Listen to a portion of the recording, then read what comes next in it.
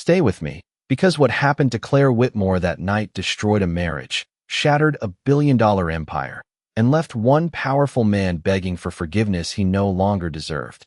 The champagne glass slipped from Claire's trembling fingers exactly 3 seconds before the ballroom went silent. Crystal exploded across the marble floor beneath the massive chandelier of the Blackwell Foundation Gala, while 200 wealthy guests turned toward the sound in perfect synchronized horror. Claire stood frozen near the center of the ballroom, 7 months pregnant, one hand instinctively protecting the curve of her stomach while cold champagne dripped slowly down the front of her silver maternity gown. Across from her, Vanessa Hale lowered the empty glass with a smile so calm it almost looked rehearsed. "Oops," Vanessa said softly, loud enough for the nearby tables to hear. "I guess stress makes people clumsy." A few nervous laughs escaped from the crowd. Nobody moved. Nobody helped. The live jazz band stopped playing mid-song. Even the waiters stood motionless beside silver trays filled with untouched champagne flutes worth more than most Americans earned in a week. Claire felt every eye in the room sliding over her body, over the stains spreading across her dress, over the humiliation Ethan Blackwell had just allowed to happen without saying a single word. That hurt more than the champagne. Slowly, Claire lifted her eyes toward her husband. Ethan stood beside Vanessa near the center stage beneath the glowing charity banner, his custom tuxedo perfectly pressed, his expression unreadable. At 38, Ethan Blackwell had built one of the most powerful real estate empires in Manhattan, and tonight the media cameras adored him. Tall, controlled, untouchable. But Claire noticed something the cameras missed. He wasn't shocked. He wasn't angry. He looked tired, like a man exhausted from maintaining a lie too heavy to carry anymore. "Ethan," Claire whispered. Her voice barely carried above the low hum of whispers spreading through the ballroom. He exhaled slowly, rubbing one hand across his jaw before finally stepping forward. For one impossible second, Claire thought he might defend her. Instead, Ethan adjusted the diamond cufflink on his sleeve and looked directly at his pregnant wife with cold corporate detachment. "Claire," he said quietly, "you're making a scene." The words landed harder than the champagne. Around the ballroom, several guests immediately looked away, pretending sudden fascination with their wine glasses and phones. Wealthy people had a talent for disappearing emotionally when things became inconvenient. Claire's throat tightened. The baby shifted suddenly beneath her hand, sharp movement against her ribs, as if even her unborn son could feel the tension vibrating through the room. Vanessa stepped closer to Ethan, sliding her arm through his with practiced elegance.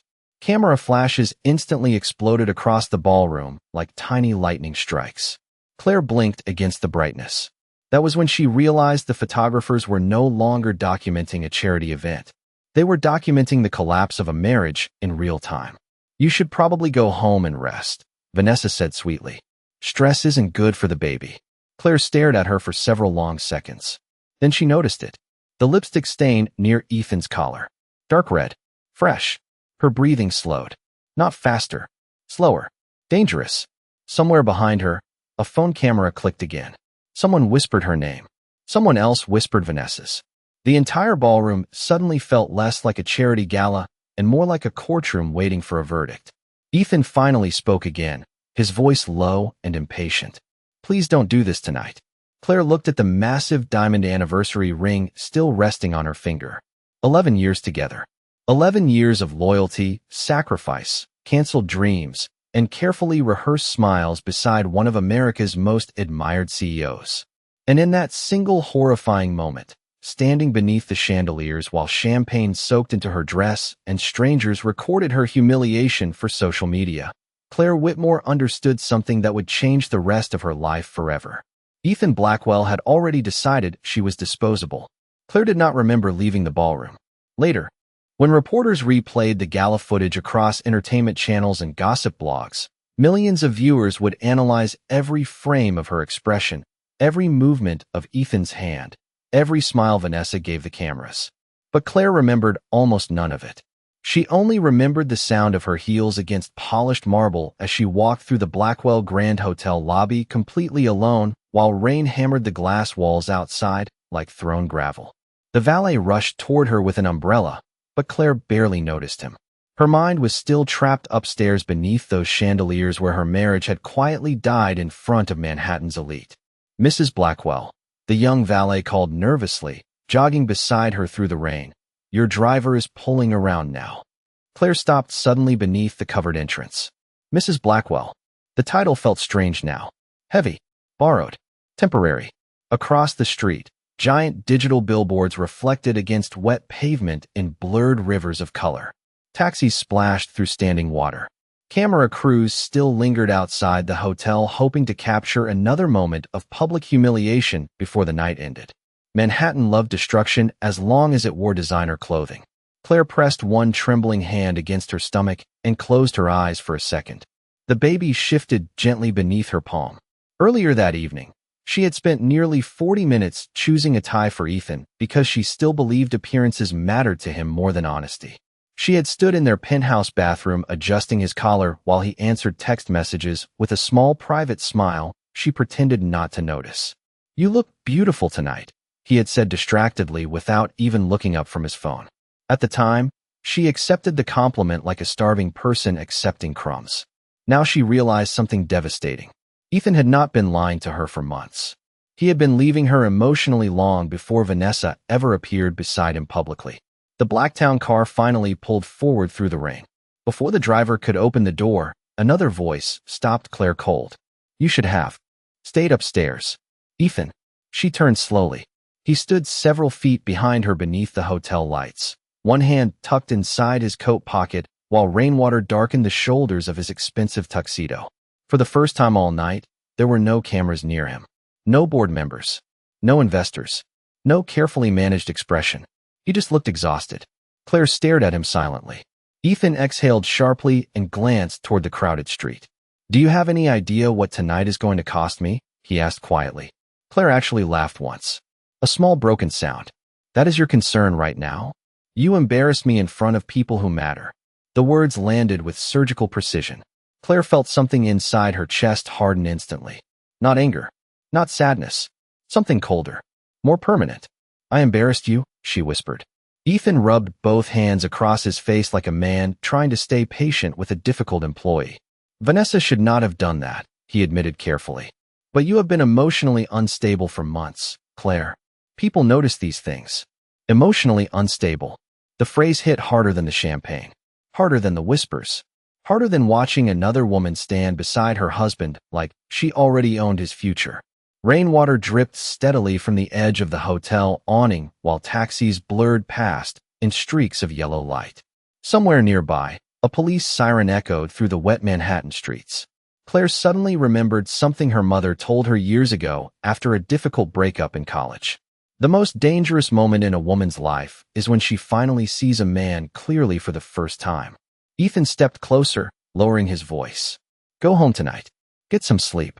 We will talk tomorrow when you calm down. Claire looked at him for several long seconds before answering.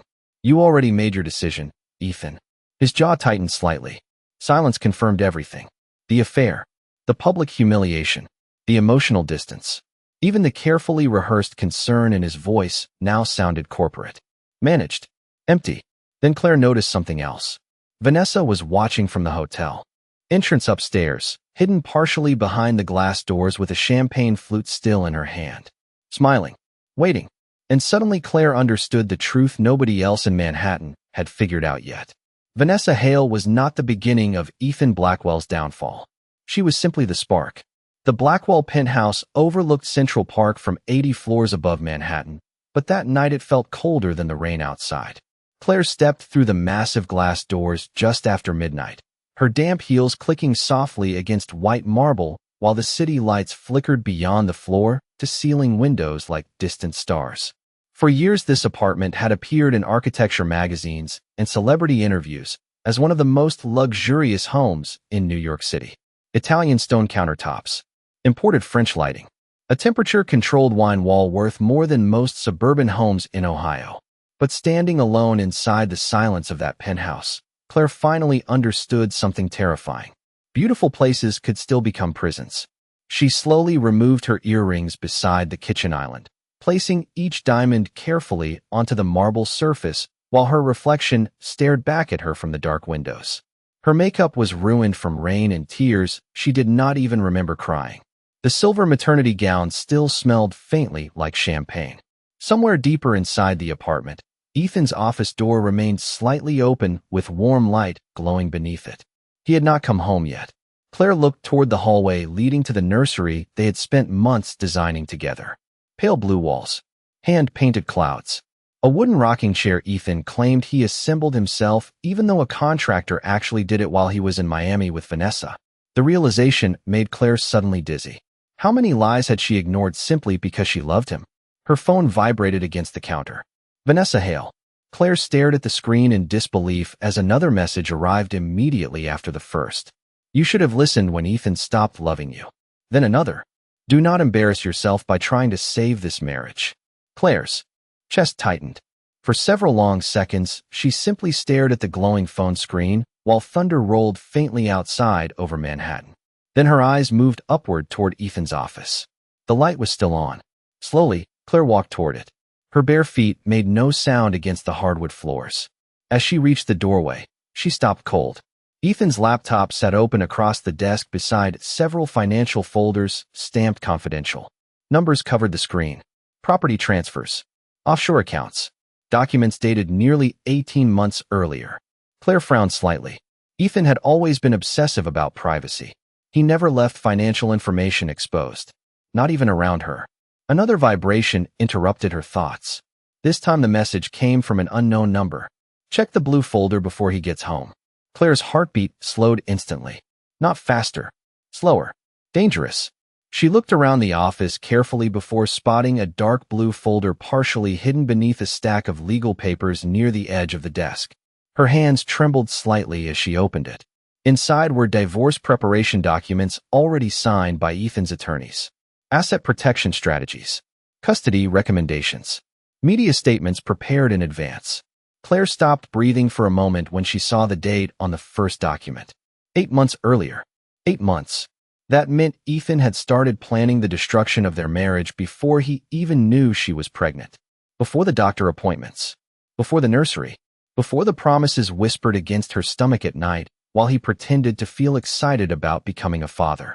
Claire lowered herself slowly into the leather chair behind Ethan's desk while rain streaked down the windows beside her. Her entire marriage suddenly rearranged itself inside her mind like shattered glass falling into a new pattern. The late business trips, the emotionally distant smiles, the private phone calls on balconies, the way Ethan stopped touching her hand in public months ago. None of it had been temporary. None of it had been confusion. It had been strategy. Then Claire saw the final page inside the folder. A projected media narrative prepared by Ethan's public relations team. Claire Blackwell emotionally unstable during pregnancy. Concerns regarding maternal mental health. Sources close to family report increased emotional volatility.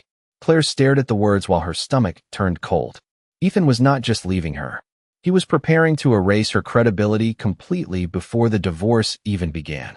The baby shifted suddenly beneath her ribs, sharp enough to pull Claire back into reality. She placed one hand protectively across her stomach and looked around the office one final time.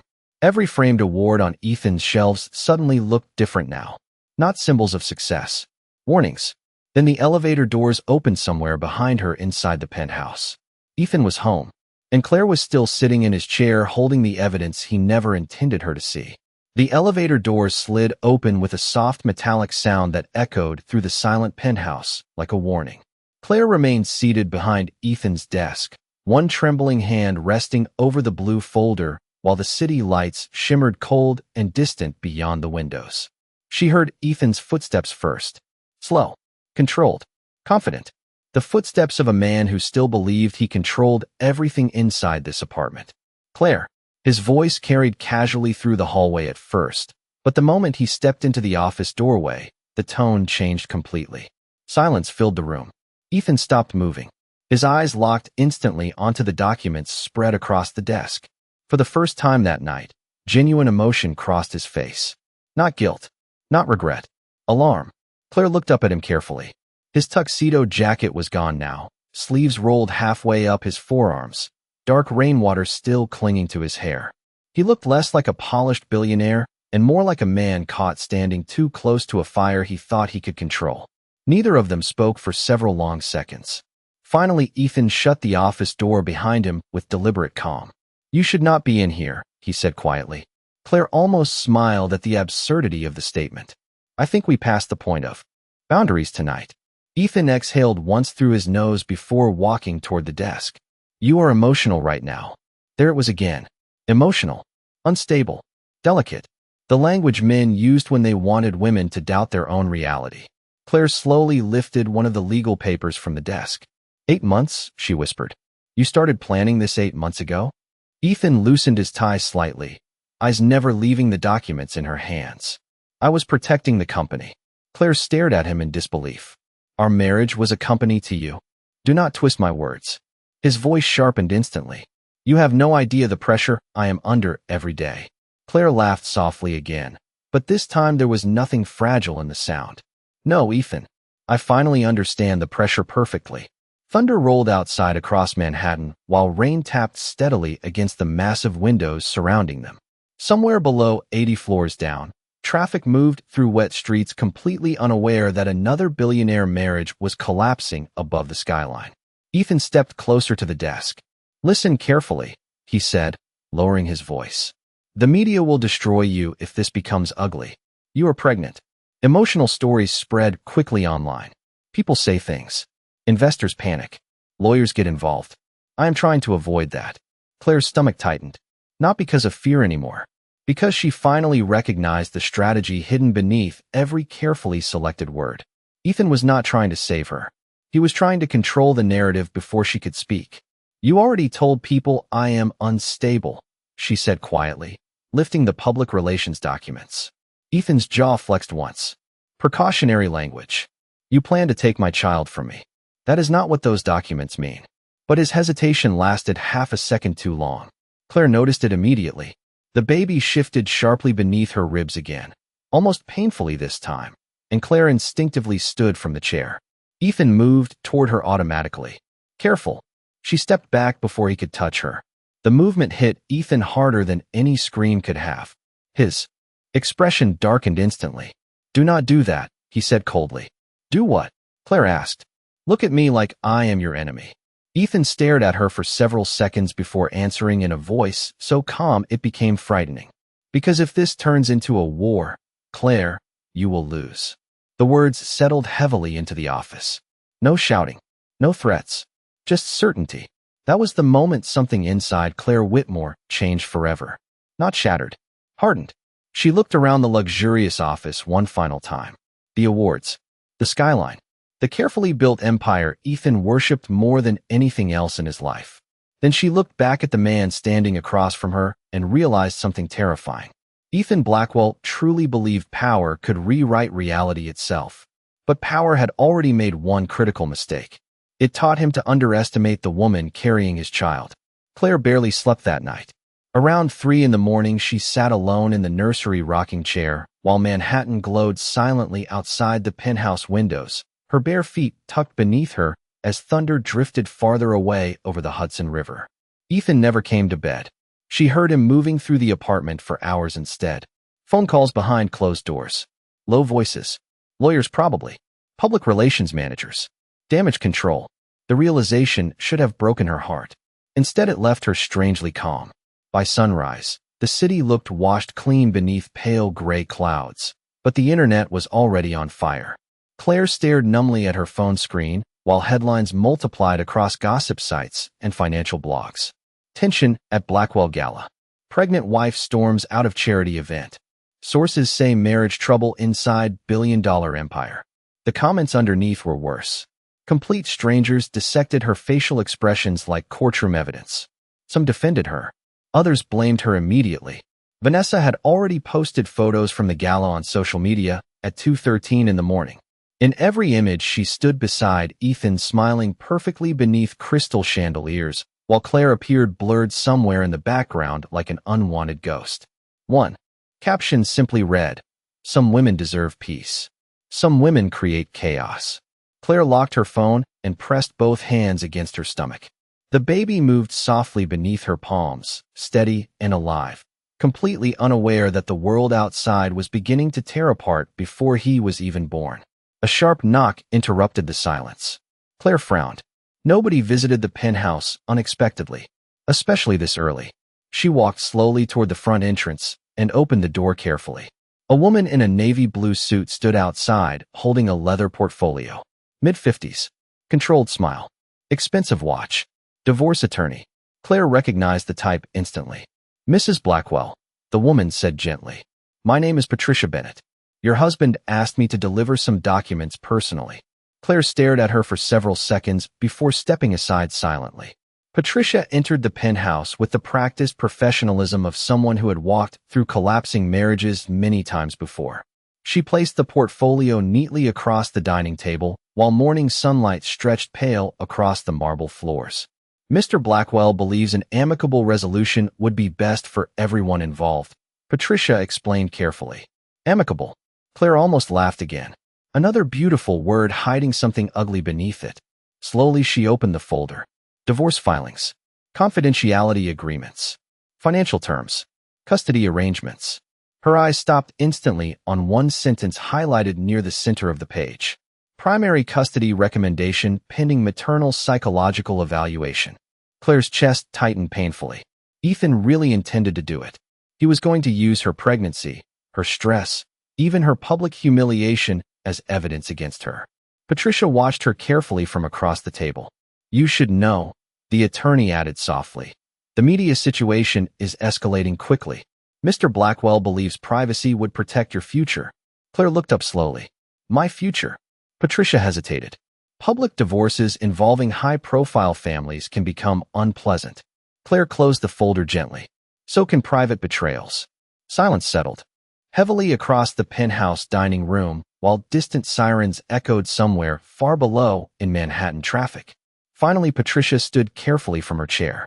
I strongly advise you to review everything with legal counsel before making emotional decisions. Emotional decisions. There was that word again. As if grief itself disqualified women from truth. After the attorney left, Claire remained standing alone beside the windows for nearly 10 minutes without moving. Below her, New York City continued rushing forward exactly as always. Yellow taxis, morning commuters, delivery trucks, millions of strangers carrying coffee cups beneath steel skyscrapers, completely unaware that her entire life had just been reduced to paperwork inside a leather folder. Then her phone vibrated once against the marble counter. Unknown number. Claire stared at the message that appeared across the screen. Do not sign anything yet. He hid more than money. A second message arrived immediately after. Check the Harborview property records before noon.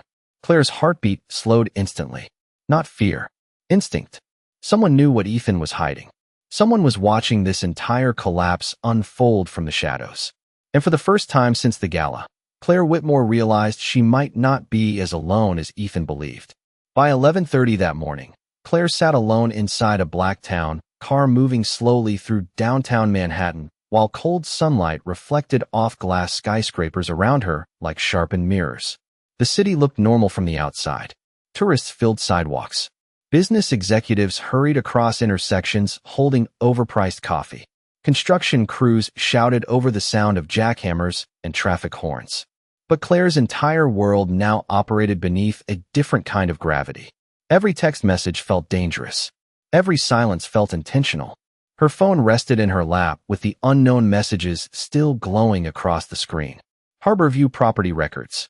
She had almost ignored the warning completely. Almost. But something deep inside her refused to let it go. Maybe instinct. Maybe survival.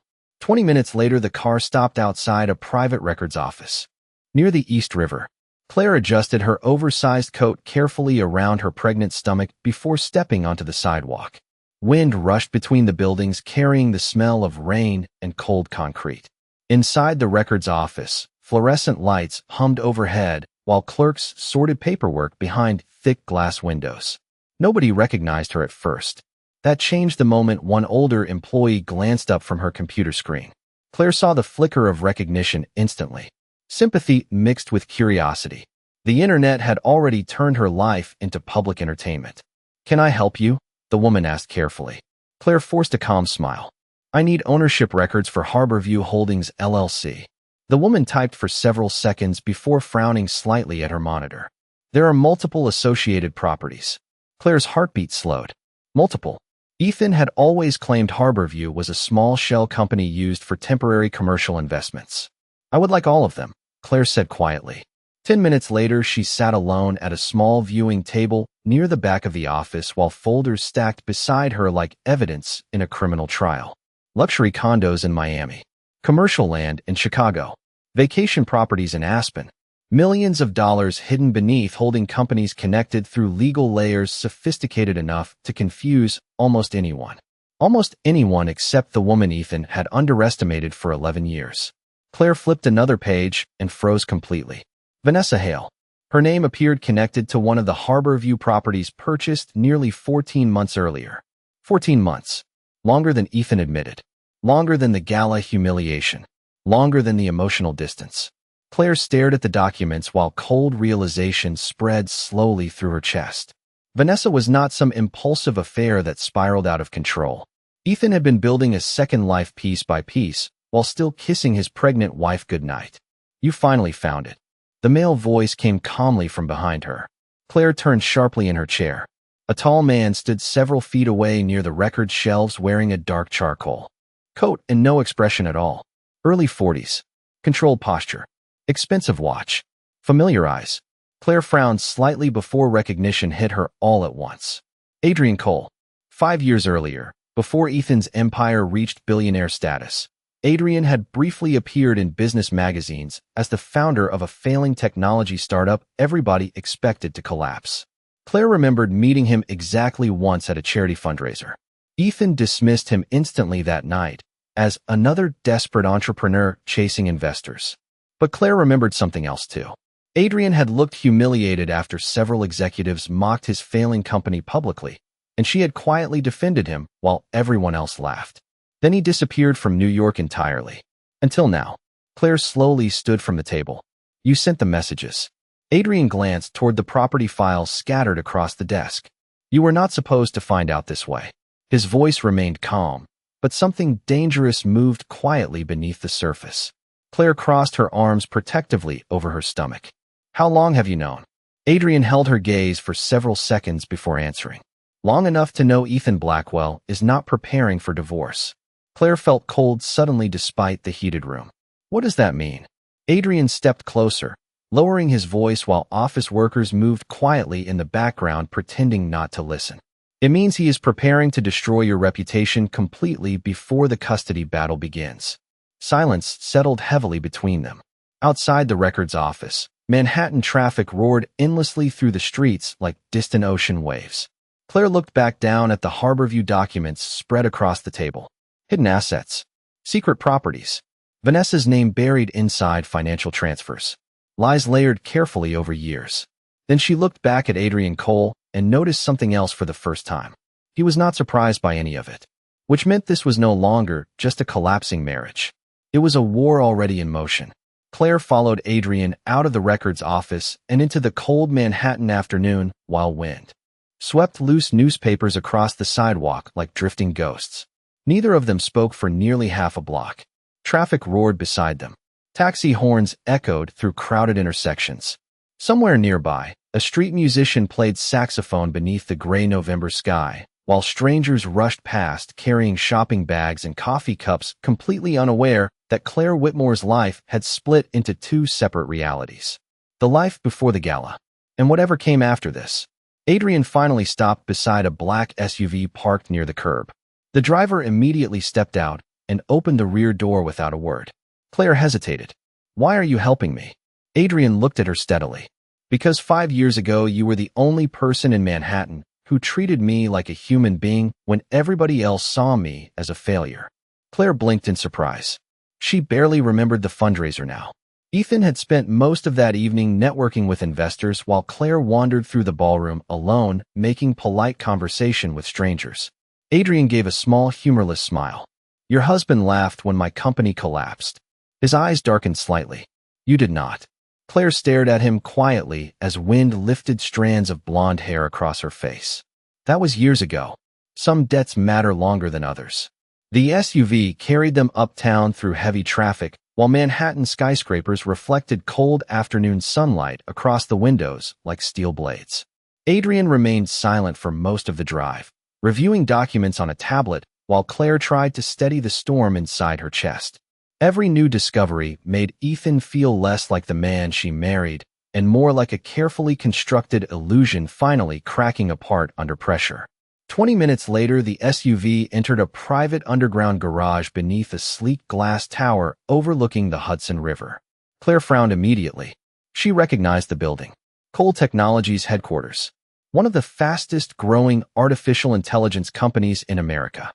Business magazines called Adrian Cole the youngest tech billionaire on the East Coast after his company exploded in value over the last 3 years. Ethan hated him publicly. Now Claire understood why. The private elevator opened directly into a massive executive office surrounded by panoramic city views. Sunlight spilled across dark hardwood floors and modern black furniture, while giant digital screens displayed financial reports scrolling silently across the walls. Everything about the space radiated control, precision, power.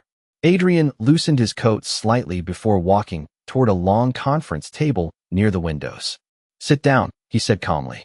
Claire lowered herself carefully into one of the leather chairs while exhaustion pulled visibly at her face now. Pregnancy already drained her physically, but emotional betrayal was something worse entirely. Adrian placed several printed documents in front of her one by one. Property transfers, offshore wire records, confidential communications between Ethan's legal team and private investigators. Claire's stomach tightened harder with every page she turned. He hired investigators? Adrian nodded once. 3 months ago. Claire looked up sharply. For what? Adrian's expression remained unreadable. To build a case questioning your emotional stability before the baby is born. Silence swallowed the room. Beyond the office windows, ferries moved slowly across the Hudson River beneath the fading afternoon light, while helicopters crossed the skyline toward downtown Manhattan. Claire suddenly felt very small sitting inside that massive office surrounded by evidence proving her marriage had become a calculated legal operation long before she ever realized she was in danger. "Why would he do this?" she whispered. Adrian leaned against the conference table, folding his arms slowly. "Because men like Ethan do not lose gracefully." Claire lowered her eyes toward the documents again.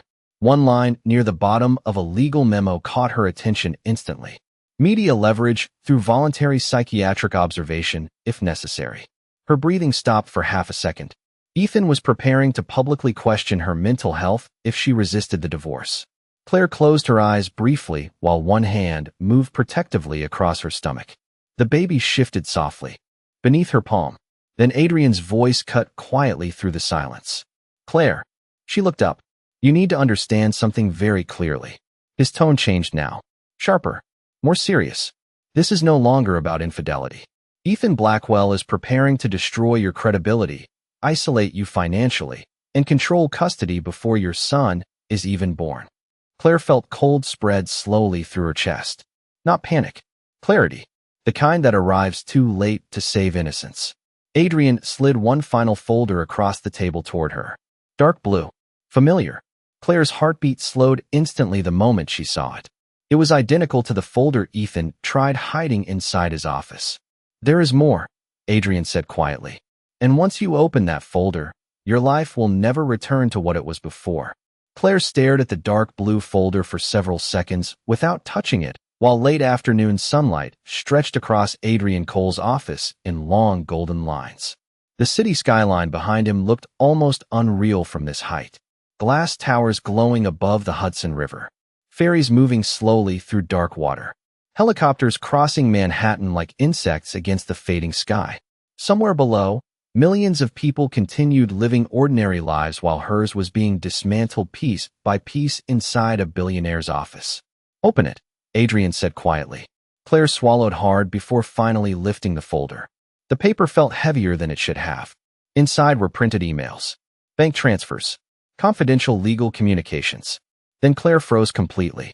Her own medical records stared back at her from the top page. "How did Ethan get these?" she whispered. Adrian's jaw tightened slightly. "Private connections inside the hospital network." Claire turned another page. notes from her prenatal appointments, anxiety evaluations, blood pressure concerns, sleep difficulties during pregnancy. Information she shared privately with doctors now organized neatly into legal strategy. Her stomach twisted violently.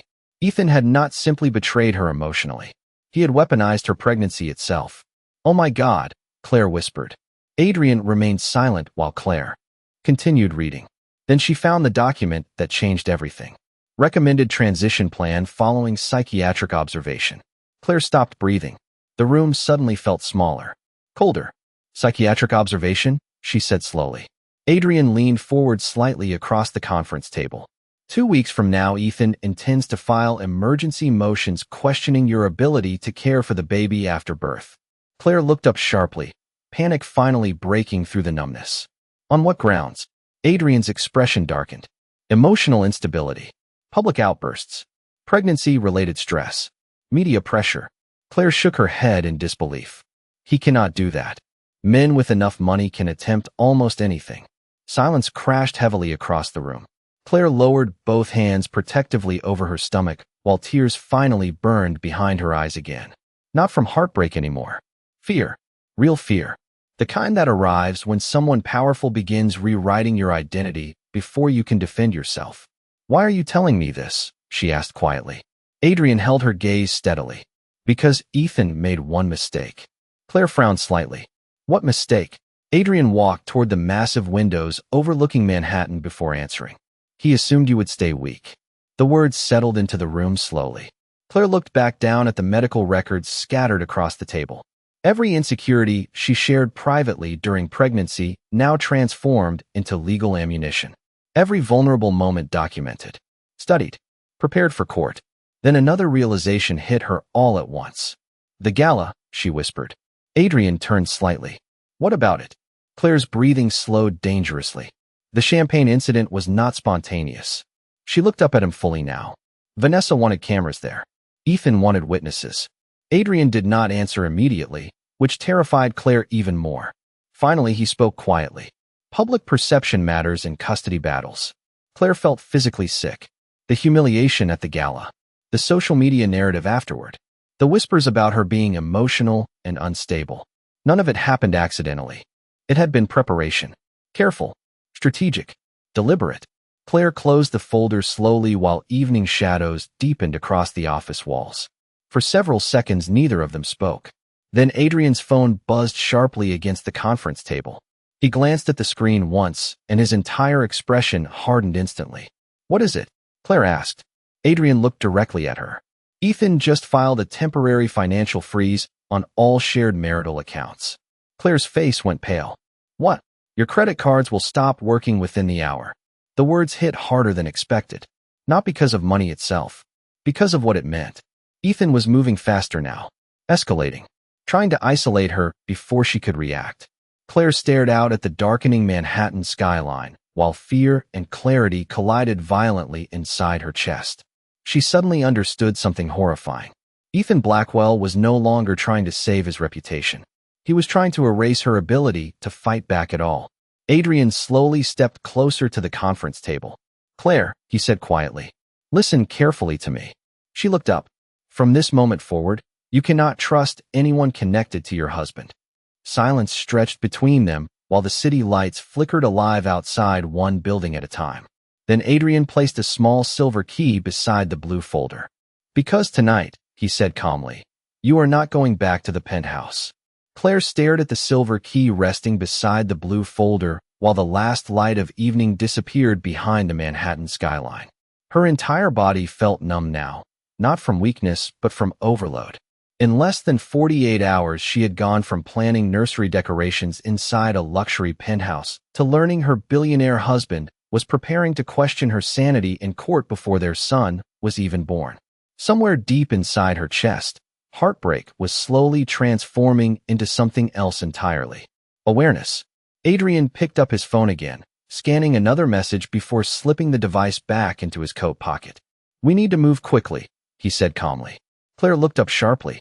"Move where?" "Somewhere Ethan cannot reach easily." Claire almost laughed at the impossibility of the statement.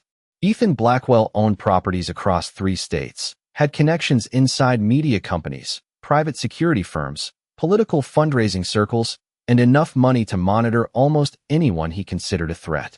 Men like Ethan did not lose control gracefully, because control was the center of their identity. Adrian seemed to read the fear crossing her face. He still thinks emotionally, he said quietly. That is his weakness. Claire stood slowly from the conference chair and walked toward the giant windows overlooking the Hudson River. Night had fully settled across Manhattan now. Office towers glowed like enormous lanterns against the darkness while headlights streamed endlessly through the streets below. Somewhere out there, Ethan was already making phone calls, building legal walls around his empire before she could escape them. Her reflection stared back at her faintly in the glass. Pale face, exhausted eyes, one hand resting protectively over the life growing inside her. She barely recognized herself anymore. I loved him, she whispered suddenly. Adrian remained silent behind her. Even after the distance started, Claire continued quietly. I kept thinking if I tried harder, maybe things would go back to normal. Her voice cracked softly. I thought marriage meant surviving difficult seasons together. Adrian finally answered in a low, controlled voice. People like Ethan do not see marriage the same way normal people do. Claire closed her eyes briefly. The truth hurt because it explained everything. The emotional manipulation, the calculated silence, the public humiliation designed to make her appear unstable. None of it was impulsive cruelty. It was strategy from a man terrified of losing control over his image. Then her phone suddenly vibrated violently against the conference table. Ethan. Claire froze instantly. The screen lit the dark room with his name glowing across it while her heartbeat echoed painfully in her ears. Adrian watched her carefully, but said nothing. The phone continued ringing. Once, twice, 3 times. Finally Claire answered. Claire. Ethan's voice came calm and controlled through the speaker, but underneath it she heard something unfamiliar for the first time. Panic. Where are you? Claire looked out across the Manhattan skyline before answering quietly. Why? Silence stretched briefly. Then Ethan lowered his voice. You left without your medication. Claire frowned immediately. What medication? Another pause. Too long. The anxiety prescription Dr. Kaplan recommended last month. Claire's stomach dropped. Dr. Kaplan never prescribed anxiety medication. She remembered that appointment clearly because Ethan spent the entire session answering questions for her while she sat exhausted beside him. Realization hit all at once like freezing water. Ethan had already begun building the medical narrative months ago. You lied to my doctors, she whispered. Ethan exhaled sharply through the phone. Claire, listen to me carefully. People are becoming concerned about your emotional state. There it was again. The script. The narrative. The quiet campaign to rewrite reality around her until she doubted herself completely. But something had changed now. Claire was finally seeing the machinery behind the manipulation instead of the polished surface hiding it. Her grip tightened around the phone slowly. No, she said softly. People are becoming concerned about yours. Silence exploded across the line. Then Ethan's voice hardened instantly. Who are you with? Claire glanced back toward Adrian standing silently near the conference table beneath the city lights. For the first time in days, fear no longer felt bigger than her anger. Someone who told me the truth, she answered quietly. Then she ended the call. The room fell silent except for the distant hum of Manhattan traffic far below the tower. Claire slowly lowered the phone while her son shifted gently beneath her hand, as if sensing the storm changing direction. And somewhere inside that dark, glittering city, Ethan Blackwell finally realized the woman he planned to destroy was no longer standing alone.